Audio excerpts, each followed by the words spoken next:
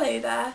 So today I'm going to be talking about the Life Scouts badge CPR, which I don't have with me, but I do have it. So a lot of people can do CPR, so can I, which is obviously why I've got the badge. But I learned it very, very recently, and I know that the way you have to do it and the way you approach the bit before CPR changes quite frequently. So what I thought I'd do this, as I say, episode then, this video, is tell you what the most recent up-to-date version is.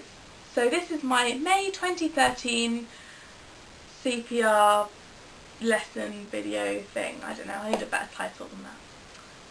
How to do CPR 2013.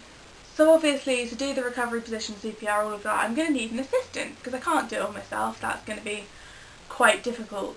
I don't think my family would particularly want me to do that. So I've got my friend here. This is Treasure, everybody. She is a bear, as you can probably tell, and she will be my assistant today. So let's get started, I suppose. Obviously, if you were really doing recovery, all that sort of thing, you wouldn't be sitting down, but I am sitting down because she is on the bed. When you first come across somebody who is unconscious, you don't know whether they're breathing or not. But before you find out, it's important to cover 4 steps. D-R-A-B, or DRAB. So let's do those first. Step 1, danger. Oh my goodness, somebody's unconscious. What are we going to do? It's crucial to remember that your safety comes first. If this person is in the middle of a road, make sure that there are no cars that are going to hurt you, that it's a safe road, that you could walk out and help them, and maybe get people around you to sort of stop or slow the traffic so that you can help this person without getting hurt yourself. Because whatever their situation, it's important to remember that you can't help them if you're dead or hurt yourself. Use your common sense and determine whether it's actually safe for you to help this person. If it's not, call an ambulance straight away. Ask someone nearby to come and help you. So wherever you are, try and call for help to get someone to help you so that they can be at your beck and call, so you can look after this person and not have to worry about your own safety as well. Step 2, response. So imagine I'm kneeling on the roadside. Obviously this is a beautiful flowery roadside. Now you need to do response, which means you need to say, hello, can you hear me? Or anything like that, quite loudly so that they can hear you. So if they're just unconscious or asleep or something, they should probably wake up. If they don't, then say into one ear, hello, can you hear me? And then in the other ear, hello, can you hear me?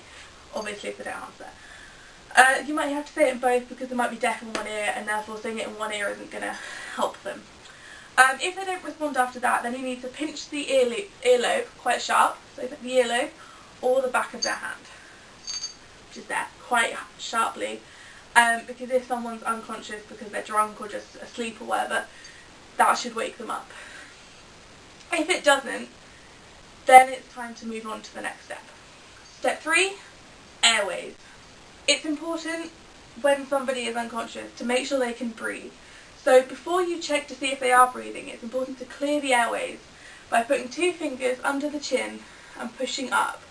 Not unnaturally far, like that, just like that, so that there's space for them to breathe.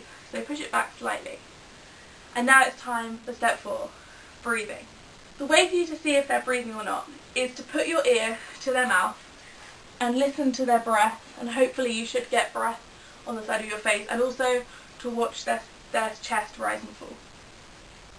So you'd stay there for around 30 seconds, maybe a bit less, because if they're not breathing, you should be able to tell fairly quickly if they're breathing or not, and if they're not, you need to move on fast. So in this scenario, let's say that Treasure is breathing, in which case you need to do the recovery position. It's also really important before you do that to check whether it's okay for you to do so by checking there's no broken or strained limbs or anything, or potentially internal bleeding. So the way you check for broken limbs and any sort of broken bones at all is fairly easy. You just gently tap down round their heads, their necks, arms, legs, a bit slower than I'm doing, and sort of size. So it'll be fairly easy for you to tell if there's any broken limbs, and if there are, you must not move them because it could hurt them more. The other thing you need to check for, as I said, is internal bleeding. The way you do that is fairly simple. You gently prod them in the stomach. I say gently. And that if it is soft, like a stomach normally is, and they're fine, you have to assume. And if it's hard, either they've got a six-pack or there's internal bleeding. So, I mean, it's fairly easy to tell whether it's a six-pack or internal bleeding. So, just go with your instinct on that one. And if there is internal bleeding, again, you mustn't move them because it could hurt them more. Okay, so she doesn't seem to have any broken limbs or internal bleeding, so we can put her into the recovery position.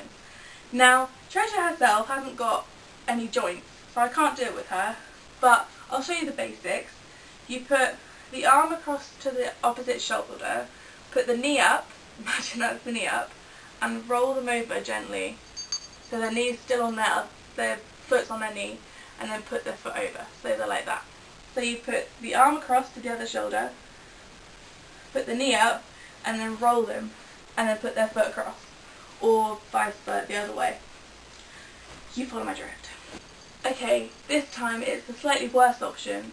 We're going to imagine that Treasure isn't breathing, which means we need to do CPR. So I forgot to mention, in the previous one, when you put in recovery position, call for an ambulance, because it might not be very bad, but you should still go to the hospital with them anyway. I don't mean you should go to the hospital, I mean they should go to the hospital.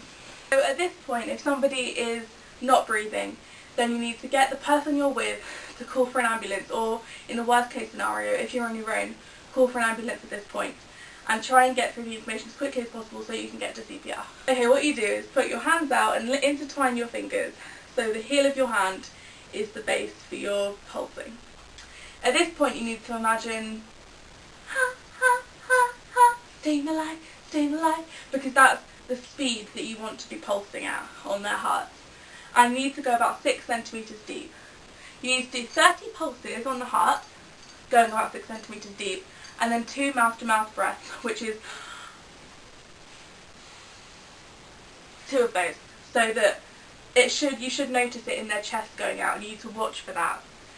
And you do 2 of those, and then you go back to pulsing. The reason for doing mouth-to-mouth is to get oxygen flowing through the body, because without it, the heart probably won't restart. So if you don't want to do mouth-to-mouth, get someone nearby to do it, and if you're the only one there, it's crucial that you do it, otherwise there's not much chance. Okay, so that's what you do for a fully grown adult, but what do you do for a child? You do exactly the same, 30 pulses and 2 breaths, repeated, but with one hand, because they've obviously got a smaller heart. And if it's for a baby, then you do 2 fingers, but still 30 pulses, 2 breaths, 30 pulses, etc. At this point, it only seems fair to warn you of a couple of things. First of all, ribs will probably break if you're doing CPR. That can't be helped though. It's more important, I think, that you save someone's life and break a couple of ribs than leave them to die and not break any ribs. The second thing to remember is that you might not be able to save them, but if you've tried your best and kept at a steady pace of ha, ha, ha, ha, staying alive, that beat, then that's all you can do. The 3 times that you should stop doing CPR are obviously when the person wakes up or starts breathing again or something, when the ambulance arrives, or when you can't carry on because you are too tired. That's why it's good to have someone nearby who can carry on for you if you get too tired. If you're on your own and you just can't do it anymore, then stop. It doesn't matter, it's okay. It's important that you preserve your health. I don't have a quote as I normally would, because I didn't think it was appropriate. All I wanted to say is, if you do ever need this, which I really hope you don't ever, but if you do, good luck. Right, well that's it from me and Treasure, so see you tomorrow when I will have a slightly happier video about murderous carnivorous plants. Can you guess what it is? Bye.